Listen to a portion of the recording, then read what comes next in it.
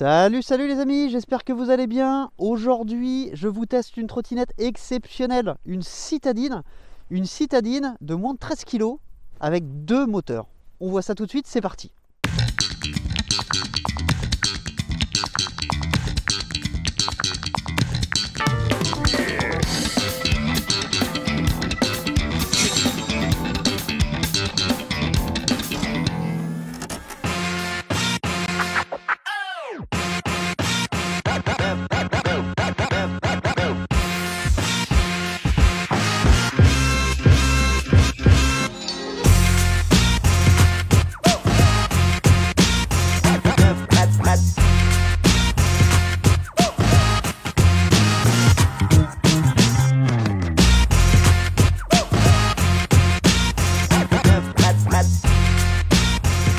Alors avant de commencer cette vidéo, vous aurez un petit peu moins de caméra que d'habitude, tout simplement parce que j'en ai ras-le-bol des GoPro et qu'il y en a une qui plante 9 fois sur 10. Donc là il n'y a que de l'Insta et de l'Osmo, on est un petit peu plus tranquille. Et la seconde raison, c'est que la colonne de cette trottinette là est en carbone et que mes grosses fixations GoPro comme ça sur la colonne, je le sens pas du tout, j'ai pas envie de la casser. Ce serait dommage, même si ça a l'air plutôt solide. Le carbone, ça résiste pas trop à la compression, donc on va éviter. Alors la trottinette E500 de Unagi, qu'est-ce que c'est? C'est une trottinette qui est sortie aux États-Unis il y a un petit peu plus d'un an. C'est une trottinette qui, par le fabricant et par les youtubeurs qui l'ont déjà testé, est considérée comme l'iPhone de la trottinette électrique. Alors pourquoi? Déjà au niveau des finitions, la filiation elle est là, les finitions sont exceptionnelles, mais vraiment. Le guidon ou le cintre, c'est du magnésium, alors c'est pas ce qu'il y a de plus solide, en revanche c'est très léger. De toute façon c'est pas une trottinette pour faire des acrobaties, hein, clairement. Vous avez une matière rubber comme ça un petit peu partout, sur tous les boutons, sur le deck, donc ça se nettoie super facilement. Et vous en avez aussi ici. Là sur le garde-boue on reviendra là-dessus, mais en fait c'est un frein mécanique. Et c'est le seul frein mécanique puisque c'est deux freins électroniques, enfin électriques. Et vous verrez ça fonctionne plutôt bien. La béquille elle est extrêmement discrète. Voilà, quand elle est pliée on la voit à peine. C'est juste ce petit truc là. J'espère que vous le verrez correctement. Alors qu'est-ce qu'on peut en dire? Ce sont deux moteurs de 250 watts nominaux chacun, 500 watts en crête. Donc on a un total de 1000 watts en crête pour une trottinette de moins de 13 kg. Et c'est ça qui est vraiment exceptionnel. Il n'y a pas de suspension. Ce sont des pneus pleins alvéolés d'un diamètre de 7 pouces et demi. Alors 7 pouces et demi, je tiens à le préciser, c'est pas le diamètre extérieur qui a été pris en compte pour une fois, c'est le diamètre intérieur. Puisque quand on l'a mis à côté du Nitou en chaussée en 8 pouces, et on se rend compte que les pneus là sont un petit peu plus grands. Donc d'après moi, on serait plutôt sur du 8,5. Alors il n'y a pas de fioriture, c'est vraiment un design voilà, léché, épuré, simple. Voilà, il y a plein de catégories de trottes. Il y a les grosses trottes pour s'amuser, les trottes avec une autonomie monstrueuse pour faire de longs rides. Et puis il y a aussi cette catégorie de trottes qu'on recherche. D'une trotte facilement transportable, fiable, qui puisse permettre d'aller bosser tous les jours, pas sur une distance folle. Et bien celle-ci, elle rentre clairement dans cette catégorie-là. À la différence près, c'est que normalement dans cette catégorie-là, donc Xiaomi, Itou, même 0.8, c'est un petit peu plus gros. Ce sont des trottinettes qui n'ont qu'un seul moteur. Là, on a deux moteurs, donc on a des capacités de franchissement, enfin on va mesurer ça, qui sont certainement bien meilleures. Avant de partir, je vais vous montrer quand même le lock, parce que le lock il est fou, il est vraiment fou. Alors je pose la caméra, hop, voilà. On baisse ça, hop, c'est tout, ça se fait vraiment en 2 secondes, là elle est pliée. Alors oui, le guidon n'est pas pliable, seulement il n'est pas très large, hein, il fait 42 cm de large. Et pour le remettre, c'est toujours aussi simple, hop, hop. Ça se plie et ça se déplie en moins d'1 seconde. C'est magique. C'est vraiment magique. Bah écoutez, on va passer sur la route et puis on va voir ce que ça donne. Alors comme d'habitude, je vais vous faire mes petites épreuves. Enfin comme d'habitude. Voilà, comme sur mes dernières vidéos, je vais vous faire les petites épreuves. On va commencer par un slalom avec des plots espacés de 2 mètres. Alors on a, c'est un peu mouillé par terre, c'est des pneus pleins, donc au niveau de l'adhérence, c'est pas ouf. Donc le virage penché, je vais peut-être pas pencher comme un fou. Ensuite on va voir les capacités en côte, on va voir la vitesse max, on va voir à quelle vitesse on peut la garder le plus lentement possible. Et puis là on aura fait le tour du test. Allez, c'est parti!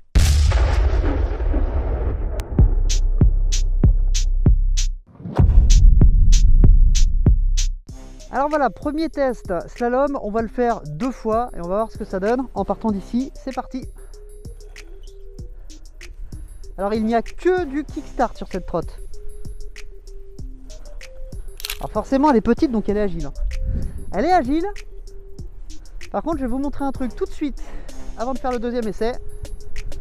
Parce que c'est assez important. Je vais refaire le premier parce que la caméra était mal placée. Bon, du coup on en profite, je vous montre le rayon de braquage qui est tout simplement à chier, on va pas se mentir.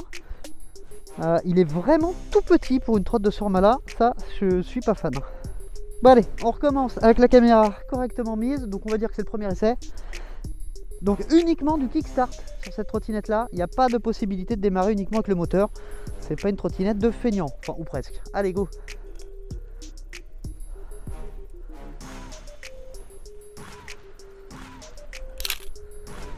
Forcément elle est super agile hein, pour ce genre d'exercice. Donc premier essai, on va faire le deuxième. Et je peux déjà vous dire que le frein électrique par contre freine très fort. Ça c'est bien. Allez, deuxième essai. On va le prendre de l'autre côté ce coup-ci.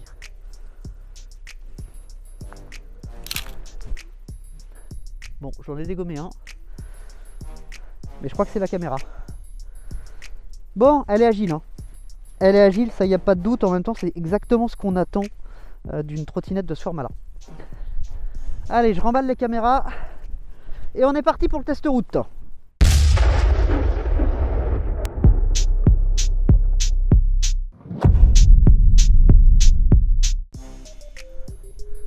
Bon, on va voir. Alors, je suis en mode 3. Donc 3, c'est 25 km/h, j'ai oublié de préciser. Il y a 3 modes de conduite, 6, 15 et 25. Alors forcément à 25 je vais pas pencher beaucoup. Alors petite chose importante concernant la vitesse max, restez bien jusqu'à la fin de la vidéo, j'ai une petite surprise pour vous, enfin pour ceux qui comptent l'acheter, et croyez-moi, elle est intéressante. C'est une histoire de code que je vais vous donner évidemment, qui permet, à votre avis, qu'est-ce que ça permet? Alors le compteur m'affiche 26 là, normalement c'est censé être bloqué à 25. Ah, ça, je suis revenu à 25, on verra ce que ça va donner avec la télémétrie comme d'habitude. Alors là on est parti pour le test de franchissement qu'on va faire en single et en dual. Puisque c'est le gros avantage de cette trotte, il y a un mode dual. À l'absence de suspension quand on n'a plus l'habitude, c'est quelque chose hein. En tout cas, ce que je peux vous dire, c'est qu'elle fait aucun bruit. Elle vibre pas. Il n'y a rien qui bouge. Il n'y a pas de jeu. Le deck est assez spacieux. Alors pour répondre à Thierry, j'ai vu ton commentaire hein, sur le unboxing, je l'ai vu ce matin. Alors non, effectivement, il n'y a pas de suspension. Par contre, le deck, moi, il m'a l'air plus grand que sur une Itou. Je vais comparer. Je vais prendre les deux en photo côte à côte puisque j'ai encore mon Itou. Et puis pour te répondre sur la capacité de la batterie, donc c'est 9 ampères heure. Il faut forcément faire des concessions hein. Si on veut faire une trotte puissante et légère, ce qui a le plus de densité c'est les batteries. Donc forcément on peut pas mettre une batterie énorme. Ceci dit, les premières Itou étaient en 7,5 ampères et ça permettait de faire 15 km. Très sincèrement, si j'arrive à faire 20 km là-dessus en bimoteur, je m'estimerais vraiment satisfait parce que sur une trotte de ce format là ce serait vraiment pas mal du tout.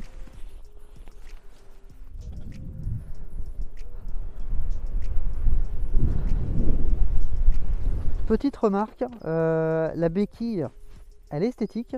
Par contre, elle tient la trotte vraiment très très droite. Ce qui fait que elle a qu'une envie, c'est de se casser la gueule. Alors, test de franchissement le plus loin possible, donc avec un petit peu d'élan pour aller jusqu'au point qui est là-haut comme d'habitude. Je suis en mode 3, donc le plus rapide, bridé à 25, mais on va déjà le faire en single. Donc là, je suis en single. Et bah c'est parti.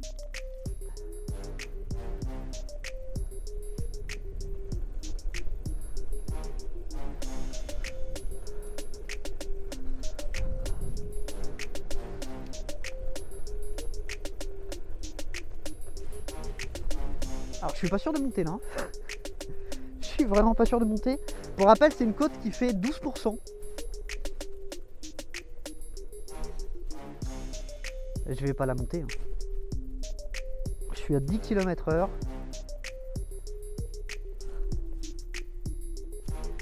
8.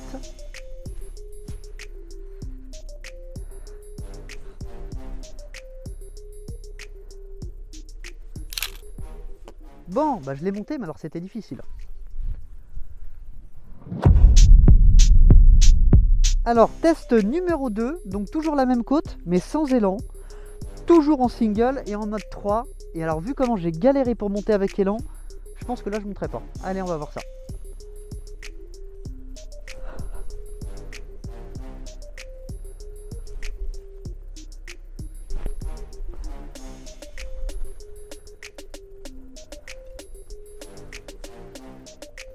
Bon, bah on a le temps d'admirer le paysage. Bon, c'est très lent, mais pour l'instant ça grimpe. Ah, c'est marrant, toujours au même endroit. Il y a un moment où on a l'impression que le moteur est en train de lâcher.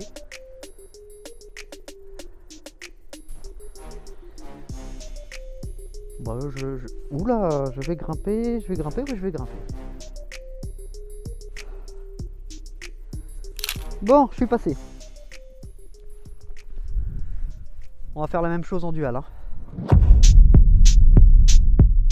Alors en profiter là pour tester la distance de freinage. Je vais freiner au trait qui m'a servi à démarrer en single et on fera la même chose en dual.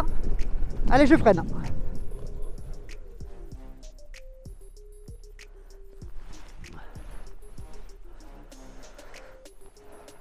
On va faire une petite marque.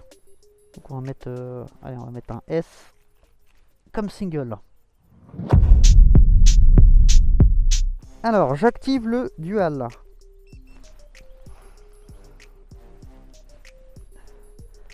Alors, test avec élan en dual. C'est parti. Alors, je suis toujours en mode 3. Donc, je ne peux pas aller à plus que 25.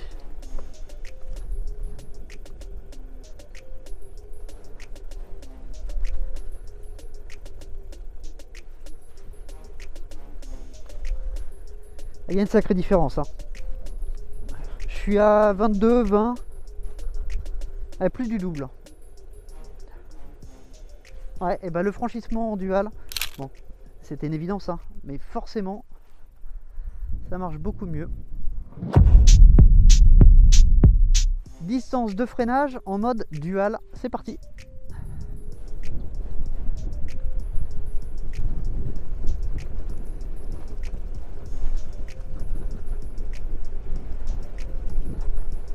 Allez, 1, 2, 3, on freine. Et bah c'est plus court. Pas de beaucoup, mais je pense du coup que le régène fonctionne sur les deux moteurs quand on est en dual pour le freinage, qui me paraît tout à fait logique. Voilà, l'écart, ouais, il y a à peu près 60-70 cm hein, d'écart. Alors maintenant on est parti pour le test en côte sans élan, en mode 3 et en dual. C'est parti.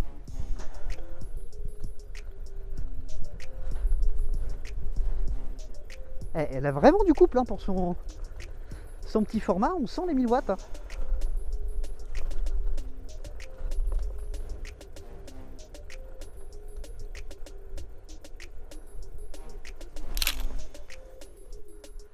Pas mal du tout, franchement pas mal du tout.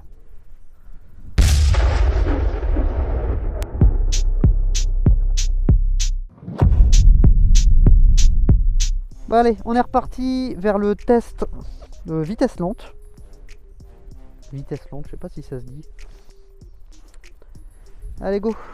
Alors par contre, hein, forcément, l'absence de suspension, bah, on sent pas mal les vibrations. Et c'est pas parce que les pneus sont alvéolés que ça remplace des suspensions, hein, loin de là. Comme je disais, c'est vraiment une trotte de ville. Par contre, voilà, il y a vraiment de la place sur le deck. Alors pas pour être pieds joints, mais de toute façon, c'est pas une bonne position. Par contre, en épi, on peut se placer à peu près comme on veut. C'est le moment où je vous montre ce qu'il y a d'intéressant sur cette trotte parce que là on va en profiter un petit peu. Je vous ai parlé d'un code. En fait, il existe un code tout bête qui va... alors, ils appellent ça le mode Ludi... Hop, je sais pas quoi. Alors, en fait, c'est un débridage. Un débridage qui se fait avec un petit code qui permet d'aller plus vite. Et vous allez voir combien. Donc là, j'étais bridé à 25. Donc on reste appuyé, accélérateur, frein en même temps. Et on appuie 10 fois au milieu. 1, 2, 3, 4, 5, 6, 7, 8, 9, 10. Ça n'a pas marché. 1, 2, 3, 4, 5, 6, 7, 8, 9, 10. Ça a marché. Vous avez entendu le petit bip. Bah, vous allez voir. Ça va rouler un peu plus fort.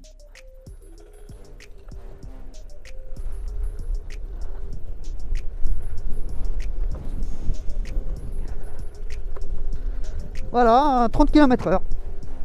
On a gagné 5 km/h avec un simple petit code sur le display.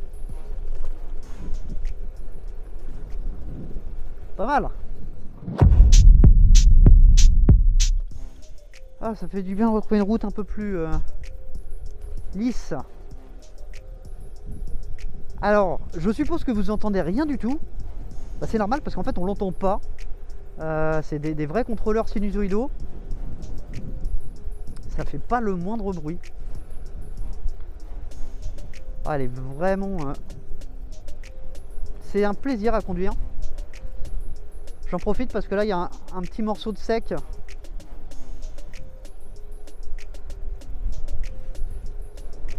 Pour voir comment elle se comporte quand on l'ouvre un petit peu. Elle se comporte super bien.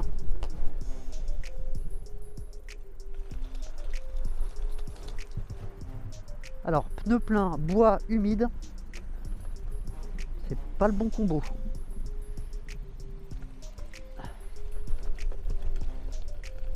Bon, ça vibre. Mais alors franchement, je m'attendais à pire. Ah, bougez pas surtout. Hein. Ils m'entendent même pas arriver. Bon, c'est vraiment pas une trottinette faite pour du off-road. Hein. Forcément, il n'y a pas de suspension. Il y a du carbone, il y a du magnésium, il y a de l'alu. Bref, c'est des matériaux pour certains qui sont quand même relativement fragiles.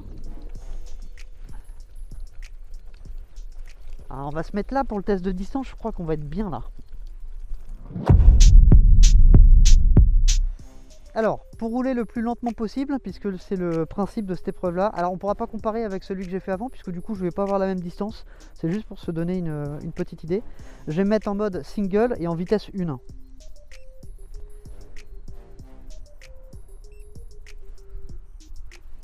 Ok, c'est parti, 1, 2, 3. Ah, il faut quand même la lancer à plus de 3 km/h pour que le moteur se mette en route, donc du coup ça va un peu me fausser le test. Bon, on recommence, 1, 2, 3. Ah ouais, ça fausse complètement. Bah, du coup, ouais, on va continuer un peu, mais rouler à basse vitesse, c'est pas évident, parce que dès qu'on tombe sous les 3 km/h, ça s'arrête. C'est 4 km/h d'ailleurs, je crois. Bon, et ben c'est fini pour ce test-là. Et ben, on n'a plus qu'à voir la vitesse max, et puis on aura tout fait. Avec un petit débrief. Alors, avant d'arriver au test de vitesse max, hier soir j'ai fini par lire la notice. Et alors franchement, ce serait dommage de passer à côté. Si vous achetez cette trotte, lisez cette notice. Je vous jure que vous allez bien rigoler. Il y a des trucs exceptionnels, vraiment. Par exemple, on apprend que bon, la trottinette, il faut avoir 14 ans pour la conduire, ça c'est une chose. Mais un adulte n'a pas le droit de demander à ses enfants de nettoyer la trottinette. Voilà, il y a un âge minimum aussi pour laver la trottinette. Ça fait partie des trucs plutôt marrants sur la notice. Et des perles comme ça, il y en a plein. Alors la traduction, elle n'est pas mauvaise. Hein. Mais Je sais pas quel délire ils se sont tapés. Il y a vraiment des évidences qui sont citées là-dedans. Ça le mérite d'être marrant. Alors bah c'est parti, test en dual, débridé avec le petit code. On va aller jusqu'au trait. C'est parti.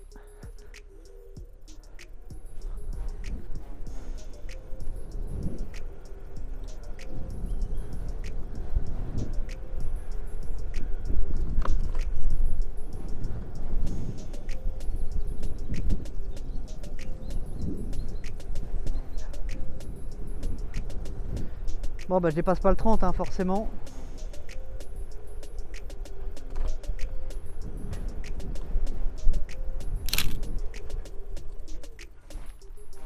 Et ça freine vraiment bien, hein. Ça freine bien. Allez, on va récupérer la caméra et on va faire le débrief.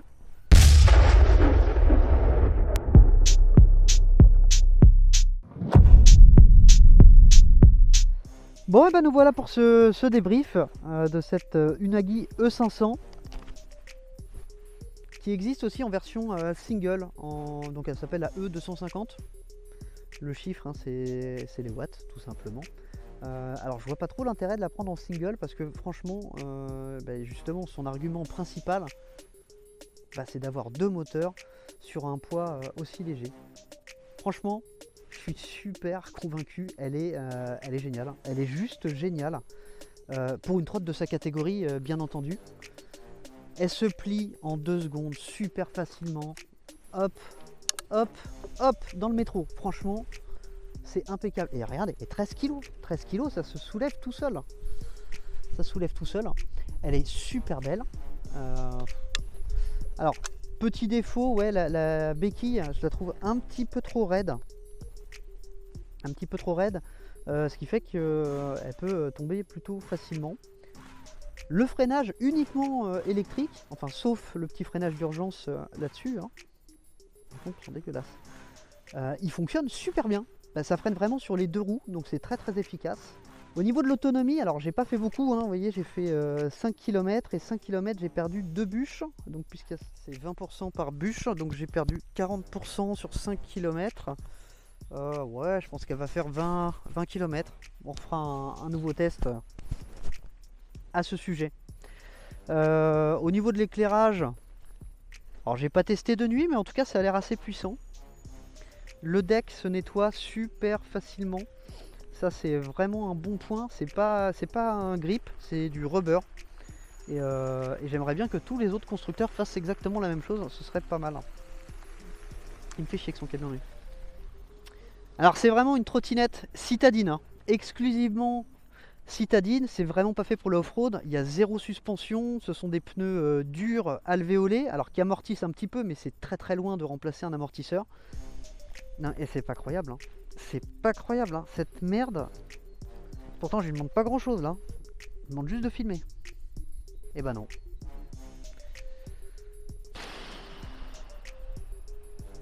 C'est pas possible. Putain. Bah écoutez, j'espère que ce test vous donnera déjà une bonne idée de ce qu'est la Unagi. Alors vous avez un lien dans la description, un lien Amazon. Pour l'instant, enfin au jour où je tourne cette vidéo, elle n'est pas en stock. Non, je ne dirais pas au jour d'aujourd'hui. Sûrement pas. Elle n'est pas en stock, mais n'hésitez pas à cliquer régulièrement sur le lien. Elle va sûrement être remise en stock incessamment sous peu. Donc Unagi, je le rappelle, c'est une société américaine, c'est une fabrication chinoise bien entendu, mais on est clairement au niveau des finitions et du produit. On sent que ça n'a pas été dessiné en Chine, qu'on a un QCI très strict, parce qu'il n'y a rien à dire, il n'y a vraiment rien à dire. Je l'ai trouvé prétentieux à dire oui, nous on est l'iPhone de la trottinette, mais non, ils ont raison, ils ont carrément raison. Voilà, j'espère que cette vidéo vous a plu. N'hésitez pas à vous abonner à la chaîne, activer la petite cloche. Et oui, on est dans le forçage à fond. Et n'hésitez pas à me suivre sur Instagram. C'est juste ici. Et je vous dis à très bientôt pour une prochaine vidéo. Ciao, ciao.